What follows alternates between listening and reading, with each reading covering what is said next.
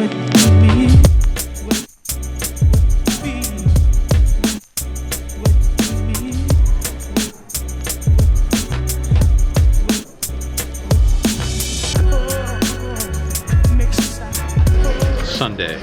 Today's Sunday.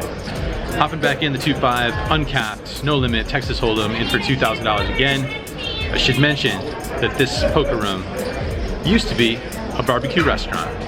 The first time I was here in Biloxi, the poker room was way on the other side of the casino.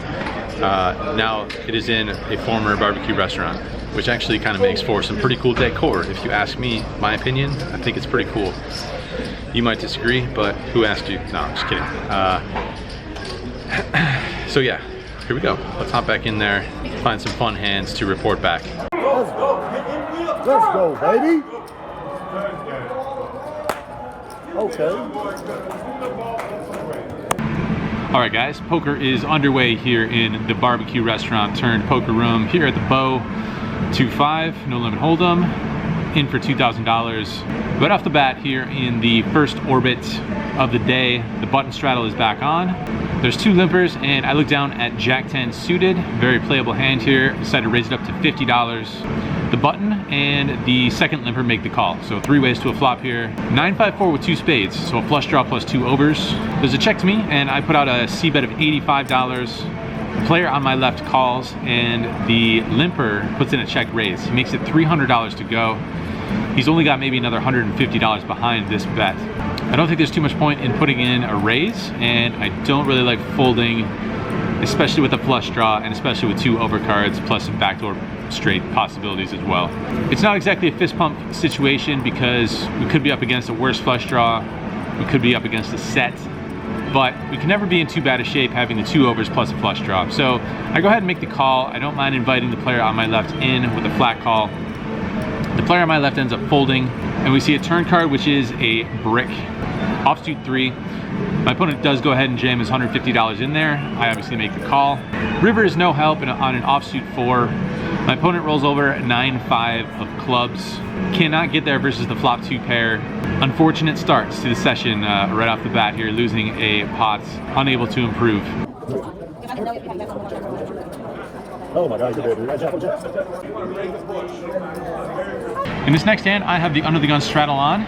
The action folds all the way around to the small blind, who puts in a raise of $70. A little bit on the large side here, but after we look down at pocket 10s, can't fold. So I go ahead and make the call. We're off to a flop heads up. Flop comes 5-5-3 with 2 hearts. My opponent bets $115, obviously cannot go anywhere. Raising seems a little out of the question here. I think he folds all of his worst hands and calls with his better hands for the most part. You could make a case for protecting your equity here in this situation, but I decided on a flat call. We see a turn card, which is not my favorite turn card. It's a king. My opponent checks it this time. I decide to check back. River comes another overcard. It's a jack. This time he bets $200. Not really feeling too good about the pocket 10s anymore. He raised so big pre-flop. Run out is almost as bad as it gets, barring maybe an ace. I don't think we beat enough of his range here to make this call, so I decide on a fold. Reluctant fold.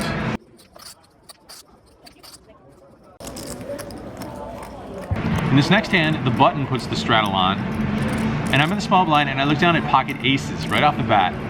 So I would pretty much never limp with the intention of re-raising. I would never limp first into the pot. A lot of players like to put in the re-raise, the limp re-raise with pocket aces from early position. I highly recommend not doing that because I suspect players who do that never balance that limp re-raising range with any sort of bluffing hand.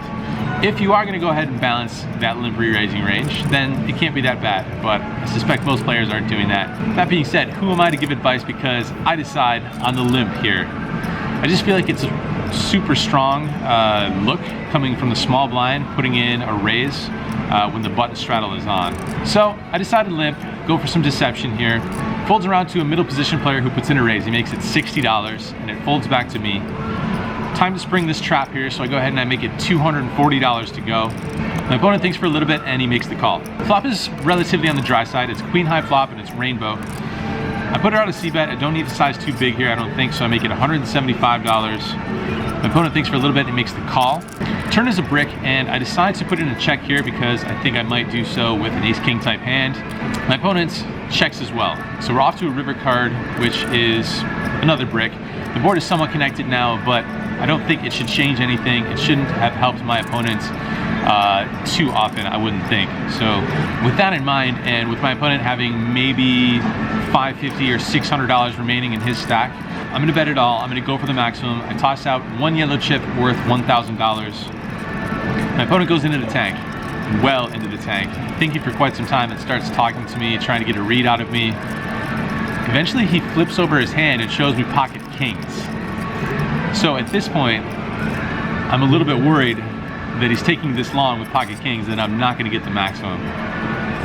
Thinking it over for a long time, very long time, and eventually he decides on a call. So good news, I would have felt pretty sick if I did not get the maximum with aces versus kings, and was worried I kind of screwed myself with the limp re-raise there, but turns out the cooler comes through for the maximum, and pocket aces ends up scooping us a big pot here. Kudos to my opponent for thinking about it for that long of a time, and only having $600 left in his stack.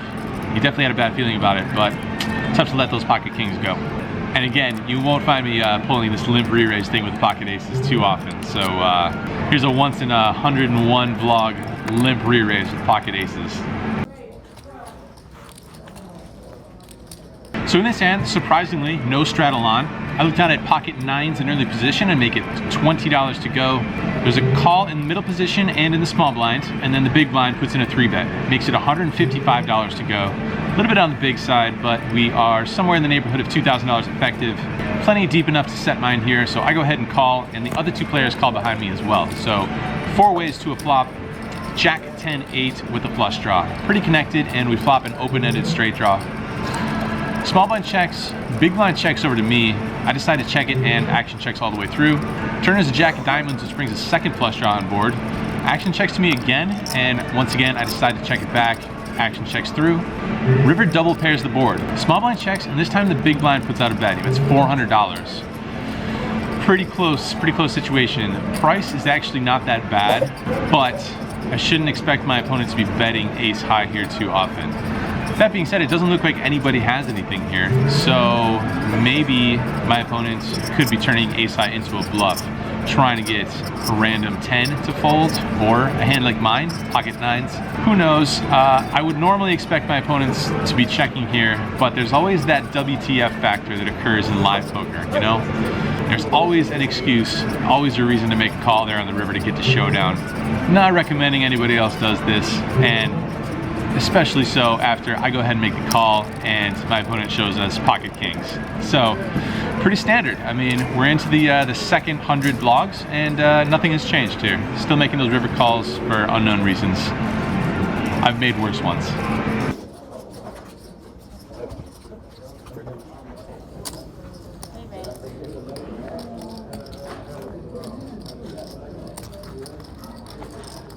All right, last interesting hand here in which I have the button straddle on. There's an early position raised to $25. The cutoff calls, and once again, we look down at pocket aces. Best hand ever created, definitely worth the 3-bet, so I make it $100 to go. Initial raiser calls, and the cutoff does not call, does not fold, puts in a 4-bet to $800. Sizable 4-bets. Now it's just a question of whether to flat, try and entice the initial raiser into the pot, but how often is that going to really happen when the action goes 25, call, 100, call, 800, call. Probably somewhere around 1800 effective with the cutoff, maybe somewhat similar stacks with the initial raiser in early position. I just don't expect the initial raiser to be coming in for an additional $700. So I decided to try and get the maximum right away versus the cutoff. Don't want to see any flops that sort of slow things down. It's going to look super strong even if I flat call here. If he happens to have a hand like ace king and doesn't connect, maybe he'll just shut down. Or if he surprisingly somehow has pocket queens, pocket kings, and we flop ourselves another ace, maybe he gets away from those hands too. So I just stick it in there, go for the maximum versus the cutoff. The initial raiser folds, cutoff shrugs and calls at this point. Board runs out with a queen on the flop and a king on the turn. Kind of worrisome. But my opponent goes ahead and mucks his hand. So scoop a really big size pot there. Was not expecting an $800 4-bet back raise from the cutoff there. So that worked out pretty well, to say the least.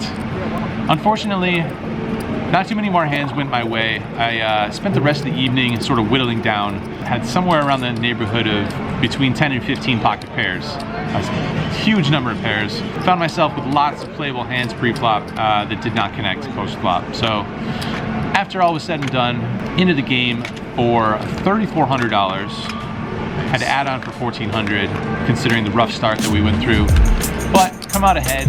We end up with a profit of just around $600 or so for the second evening here at the Beau Rivage.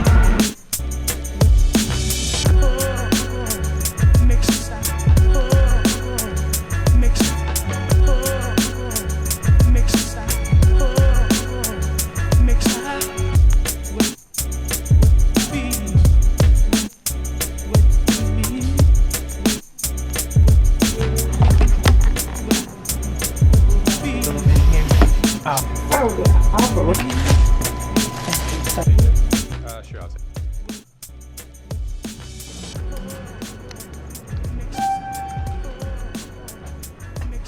Nothing like a nice, healthy midnight snack, and by midnight I mean 4 a.m., 4:30 a.m. snack. I couldn't decide there for a minute between the key lime pie, cheesecake, the salted caramel, or the peanut butter fudge, whatever this is. Usually want to go with something peanut butter flavored. That's high level advice. All right, so I'm gonna try and keep my voice down here in the hallway, wrapping it up here at the Beau Rivage. Back to Vegas tomorrow, do some editing, meetup game on Wednesday, back at the Westgate. Also want to talk about some goals. We'll do that in the next vlog, maybe.